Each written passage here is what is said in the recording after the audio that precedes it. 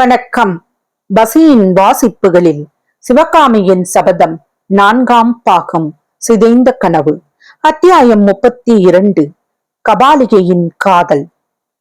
வானை நோக்கி கைகளை தூக்கி பல தெய்வங்களின் பேரில் ஆணையிட்டு சபதம் செய்த பிச்சு மறுபடியும் கீழே உட்கார்ந்து புலிகேசியின் உயிரற்ற உடலை எடுத்து தம் மடியின் மீது வைத்துக் கொண்டார். தம்பி, நீ சாகவில்லை. இத்தனை நாளும் நாம் ஓர் உயிரும் 2 உடலுமாக வாழ்ந்து வந்தோம். இப்போது உயிரைப் போல உடம்பும் ஒன்றாகிவிட்டோம். என் உயிரோடு உன் உயிர் ஒன்றாக கலந்து விட்டது. இனிமேல் நீதான் நான் தான் நீ, 2 பேர் இல்லை. இவ்விதம் உருகி கனிந்த குரலில் கூறிவிட்டு புத்தப்பிச்சு தமது தேகம் முழுவதும் குலுங்கும்படியாக விம்மி விம்மி அழுதார். சுயப்பிரக்கையை அறவே இழந்து சோகக் கடலின் அடியிலே அவர் ஆழ்ந்து விட்டார் என்று தோன்றியது. இரவு விரைவாக சென்று கொண்டிருந்தது. சந்திரன் மேலே மேலே வந்து கொண்டிருந்தது. பாறைகள் மரங்களின் நிழல்கள் வர வர குட்டையாக்கி கொண்டு வந்தன. நெடுநேரம் பாறை மறைவில் நின்று காத்து கொண்டிருந்த கபாலிகை கடைசியில் பொறுமை இழந்தாள். மெதுவாக பாறை மறைவில் இருந்து வெளிப்பட்டு மெல்ல மெல்ல அடிமேல் அடி வைத்து நடந்து வந்தாள். பிச்சுவின் பின்புறத்தில் வந்து நின்று அவருடைய தோள்களில் லேசாக விரல்களால் தொட்டாள். புத்தப்பிச்சு திடுக்கிட்டு திரும்பி பார்த்தார். ரஞ்சனி, நீதானா என்றார். ஆம், நான் தான் என்றாள் கபாலிகை. இன்னும் நீ போகவில்லையா? போகச் சொல்லி ஆங்காவித்தால் போய் விடுகிறேன். வேண்டாம், இரு. இந்த பெரிய உலகில் என் பேரில் அன்புடையவள் நீ ஒருத்தித்தான் இருக்கிறாய். என் பேரில் அன்பு கொண்டவர் ஒருவருமே இல்லை. ஆ ரஞ்சனி, ஏன் அப்படி சொல்லுகிறாய்? நான் ஒருவன் இல்லையா என்றார் பிச்சு. சற்று முன் அவருடைய குரலில் தொனித்த சோகம் எங்கேயோ போய் இப்போது அதில் கபடம் கலந்த நைச்சிய பாவம் துணித்தது. அடிகளே, ஏன் இந்த பேதையை ஏமாற்ற பார்க்கிறீர்? இந்த கோர அவலட்சண உருவத்தின் பேரில் யாருக்குத்தான் பிரியம் ஏற்படும் என்று கபாலிகை கேட்டாள். காதலுக்கு கண்ணில்லை என்று நீ கேட்டதில்லையா? நீ எத்தனை குரூபியாக இருந்தாலும் என் கண்ணுக்கு நீதான் ரதி என்றார் புத்தப்பிச்சு. வஞ்சக பிச்சுவே, ஏன் இப்படி மனமறிந்து பொய் சொல்லுகிறீர்? என்னை இந்த அலங்கோலம் ஆக்கினது நீர்தானே.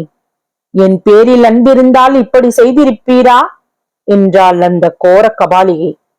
ரஞ்சனி, இதை பற்றி எத்தனையோ தடவை உனக்கு சொல்லிவிட்டேன்.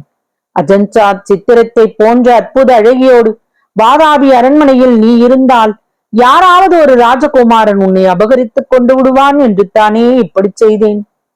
என்னை தாங்களே அபகரித்துக் கொண்டு போயிருக்கலாமே. யார் வேண்டாம் என்று சொன்னது? அதையும் தான் உனக்கு 1000 தடவை சொல்லியிருக்கிறேன். மறுபடியும் சொல்லுகிறேன். நான் செய்ய வேண்டிய காரியங்கள் சில இருக்கின்றன. முக்கியமாக புத்த சங்கத்திலிருந்து விடுதலை பெற வேண்டியிருந்தது. இப்படித்தான் எத்தனையோ காலமாக சொல்லி வருகிறீர்.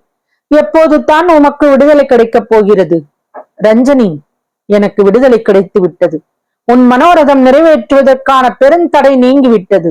உனக்கு சந்தோஷம் தானே என்று பிச்சு நயமாக கூறினார். சத்தியமாக சொல்லுகிறீரா என்று ரஞ்சனி கேட்டாள். முக்காலும் சத்தியமாக சொல்லுகிறேன். நான் விடுதலை கேட்கவே தேவை ஏற்படவில்லை. புத்த சங்கத்தாரே என்னை பிரஷ்டம் செய்து விட்டார்கள். உன்னுடைய தபசின் சக்தியினால் தான் இது நடந்திருக்க வேண்டும். கபாலிகை இன்னும் சந்தேகம் நீங்காதவளாய், ஏன் பிரஷ்டம் செய்தார்கள்? சர்வசக்தி வாய்ந்த நாகநந்தி பிச்சுவை புத்த சங்கத்தார் எப்படி பிரஷ்டம் செய்ய துணிந்தார்கள் என்று கேட்டாள். அது பெரிய கதை, அப்புறம் சொல்லுகிறேன். ரொம்ப முக்கியமான வேலை இப்போது நமக்கு இருக்கிறது. இதோ இந்த உடலை உடனே தகனம் செய்ய வேண்டும். யாருக்காவது தெரிந்து விட்டால் காரியம் கெட்டுவிடும். எங்கே ரஞ்சினி? கட்டைகள் கொண்டு வந்து இங்கேயே சிதையெடுக்கு பார்க்கலாம். என்னால் அது முடியாது. ஏன் அப்படி சொல்லுகிறாய்? எனக்கு உதவி செய்ய மாட்டாயா என்றார் புத்தப்பிச்சு. புத்த சங்கத்திலிருந்து உம்மை ஏன் பிரஷ்டம் செய்தார்கள், அதை சொன்னால் உதவி செய்வேன். சுருக்கமாக சொல்லுகிறேன் கேள். காஞ்சி மாமல்லன் படையெடுத்து வருகிறான் என்ற விஷயம் எனக்கு முன்னமே தெரியும்.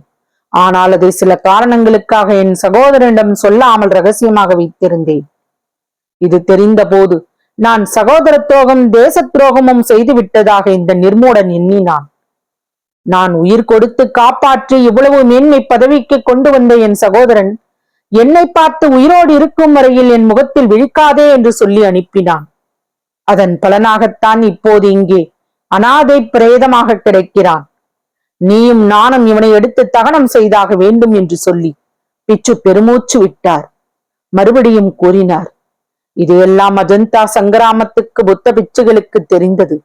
இத்தனை காலமும் என்னால் கிடைத்த உதவிகளை எல்லாம் பெற்று வந்தவர்கள் நான் சக்கரவர்த்தியின் கோபத்துக்கு ஆளானேன் என்று தெரிந்ததும் உடனே என்னை சபித்து புத்த சங்கத்திலிருந்து பிரஷ்டம் செய்தார்கள். அதன் பலன்களை அவர்களும் அனுபவிக்க நேர்ந்தது. ரஞ்சனி, நீலகேசியை எதிர்ப்பவர்கள் யாராக இருந்தாலும் தப்பி பிழைக்க முடியாது. அவர்களுடைய கதி அதோ கதிதான். அஜந்தா பிச்சுக்களுக்கு அப்படி என்ன கதி நேர்ந்தது என்று கபாலிகை கேட்டாள். வேறொன்றும் இல்லை. அப்புறம் ஒரு வாரத்திற்கெல்லாம் அஜந்தா பிச்சுக்கள் சங்கிராமத்தை மூடிவிட்டு உயிர் தப்புவதற்கு ஓடும்படி நேர்ந்தது. நாடு நகரங்களில் எல்லாம் அஜந்தா கலை விழா, புத்த பிச்சுக்களின் சூழ்ச்சி, காஞ்சி மாமல்லனுக்கு ஒத்தையாசியாக அவர்கள் செய்த வஞ்சகமான ஏற்பாடு என்ற வதந்தி பரவியது. வதந்திக்கு விதை போட்டவன் நான் தான். ஜனங்கள் கோபம் கொண்டு அஜந்தாவுக்கு திரண்டு போய் சங்கிராமத்தையும் அங்குள்ள சிற்ப சித்திரங்களையும் அழித்து போடுவதற்கு ஆயத்தமாகிவிட்டார்கள். இது தெரிந்ததும் பிச்சுக்கள் அஜந்தாவுக்கு போகும் அந்தரங்க பகிங்கிற வழிகளை எல்லாவற்றையும் மூடி மறைத்து விட்டு வடக்கே அர்ஷனுடைய ராஜ்யத்தை நோக்கி ஓட்டம் பிடித்தார்கள். அப்புறம் அஜந்தாவுக்கு போக நானே பிரயத்தனம் செய்தேன். என்னாலேயே வழி கண்டுபிடிக்க முடியவில்லை. பிற்பாடு பார்த்து கொள்ளலாம் என்று திரும்பி வந்து விட்டேன். நல்ல சமயத்திலே தான் வந்தேன். ரஞ்சனி, எழுந்திரு. சீக்கிரம் நான் சொன்னபடி செய். உடனே சிதையடுக்கு நெருப்பு கொண்டு வா. சக்கரவர்த்தியை தகனம் செய்த பிறகு என்ன செய்ய போகிறீர்கள்? ரஞ்சனி, சக்கரவர்த்தியின் மரணத்தை பற்றியோ தகனத்தை பற்றியோ யாரிடமும் பிரஸ்தாபிக்க கூடாது. காற்றினிடம் கூட சொல்லக்கூடாது. இதை பரம ரகசியமாக வைத்திருக்க வேண்டும், தெரியுமா? எதற்காக ரகசியம் அடிகளே? எல்லாம் அப்புறம் சொல்லுகிறேன் ரஞ்சனி. இப்போது ஒரு கணமும் வீணாக்க நேரமில்லை. வஞ்சக பிச்சுவே, நீர் என்றும் சொல்ல வேண்டியதில்லை. காரணம் எனக்கே தெரியும். உனக்கு என்ன தெரியும்? இந்த பிரேதத்தை தகனம் செய்துவிட்டு ரகசிய சுரங்க வழியாக வாதாபி நகருக்குள் போகப் போகிறீர். நீர்தான் சக்கரவர்த்தி என்று சொல்லிக் கொள்ளப் போகிறீர். செலுக்க சிம்மாசனத்தில் ஏறி அந்த காஞ்சி நகரத்து மூடியை உமக்கருகே உட்கார்த்தி வைத்துக் கொள்ளப் போகிறீர். நாகநந்தி கோபம் கொண்டு எழுந்து, உன் வாக்குப்படியே செய்கிறேன். எப்படியாவது நீ தொலைந்து போ. இனிமேல் உன்னோடு என்று மேலும் சொல்லுவதற்குள் கபாலிகை அவர் காலில் விழுந்து, அடிகளே, என்னை மன்னித்து விடுங்கள். நீ சொல்வதை கேட்கிறேன் என்றாள். உனக்குத்தான் என்னிடம் கொஞ்சம் கூட நம்பிக்கை இல்லையே. உன்னிடம் சொல்லி என்ன பிரயோஜனம்?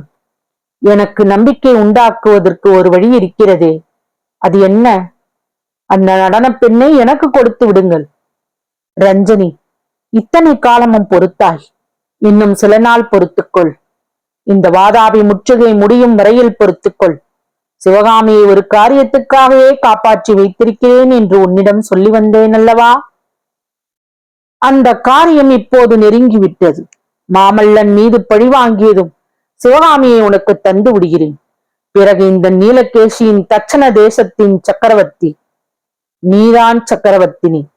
சலுக்க, பல்லவ, சோழ, பாண்டிய, வேங்கி நாடுகள் எல்லாம் நம் இருவருடைய காலின் கீழே கிடக்கப் போகின்றன என்று நாகநந்தி என்கிற நீலகேசி கூறிய போது நில ஒளியிலே அவருடைய கண்கள் தீப்பிழம்பை போல் ஒளி வீசின. கபாலிகை ஒருவாறு சமாதானம் அடைந்தவளாய் காணப்பட்டாள். நீலகேசியின் சொற்படி அவள் தன் குகைக்கு சென்று அங்கிருந்து விறகு கட்டைகளை கொண்டு வந்து அடுக்கலானாள். அப்போது நீலகேசியின் காதில் விழாதபடி அவள் தனக்குள்ளே சொல்லிக் கொண்டாள், வஞ்சக பிச்சுவே, நீர் மறுபடியும் என்னை ஏமாற்ற பார்க்கிறீர். ஆனால் உம்முடைய எண்ணம் ஒரு நாளும் பலிக்கப் போவதில்லை. நீர் எவ்வளவு தான் காலில் விழுந்து கெஞ்சினாலும் தேவேந்திர பதவியை அளித்தாலும் அந்த மூலி சிவகாமி உன்னை கண்ணெடுத்தும் பார்க்க மாட்டாள். கடைசியாக என் காலில் தான் வந்துத்தான் நீர் விழ வேண்டும். தொடரும். வசியின் வாசிப்புகளை சப்ஸ்கிரைப் பண்ணுங்க, லைக் பண்ணுங்க, ஷேர் பண்ணுங்க, உங்க கருத்துக்களை கமெண்ட்ல பதிவு பண்ணுங்க. நன்றி.